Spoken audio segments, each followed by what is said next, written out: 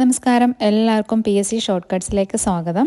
നമുക്ക് എല്ലാവർക്കും അറിയാം കറണ്ട് അഫയേഴ്സിന് എത്രമാത്രം പ്രാധാന്യമുണ്ട് PSCയിലെന്ന്. ഡെയിലി കറണ്ട് അഫയേഴ്സ് പഠിക്കുന്ന നമുക്ക് അതിലെ മാർക്ക് മാക്സിമം സ്കോർ ചെയ്യാൻ സഹായിക്കും. ഇന്ന് മുതൽ നമ്മുടെ ചാനലിൽ ഡെയിലി കറണ്ട് അഫയേഴ്സ് അപ്ലോഡ് ചെയ്യാണ്.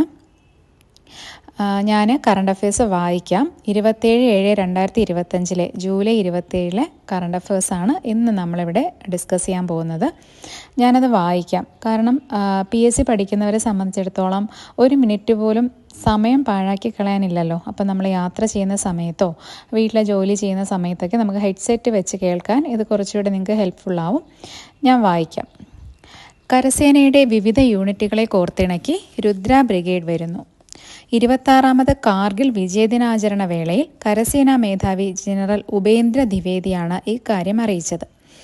അതിർത്തിയിലെ സേനാ നീക്കങ്ങൾക്കായി ഭൈരവ് എന്ന പേരിൽ ലൈറ്റ് കമാൻഡോ ബറ്റാലിയനുകളും രൂപവൽക്കരിച്ചു.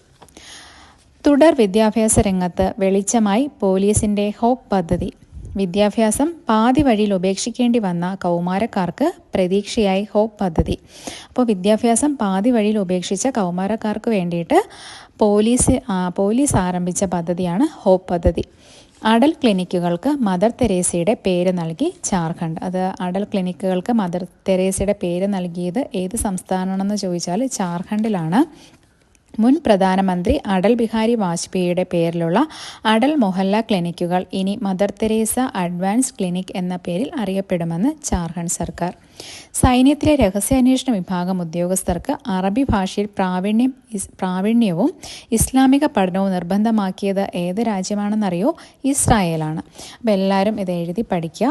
അടുത്ത് നമുക്ക് ഡെയിലി കറണ്ട് അഫയേഴ്സ് നമ്മൾ അപ്ലോഡ് ചെയ്യുന്നതായിരിക്കും. അതുപോലെ തന്നെ SCERT പാഠപുസ്തകങ്ങളും അതിലെ നോട്ട്സും എല്ലാം അപ്ലോഡ് ചെയ്യുന്നതായിരിക്കും. നിങ്ങൾക്ക് ക്ലാസ് ഇഷ്ടപ്പെട്ട് കഴിഞ്ഞാൽ ചാനൽ സബ്സ്ക്രൈബ് ചെയ്യുക, ഷെയർ ചെയ്യുക, ലൈക്ക് ചെയ്യുക, കമൻറ്റ് ചെയ്യുക. താങ്ക്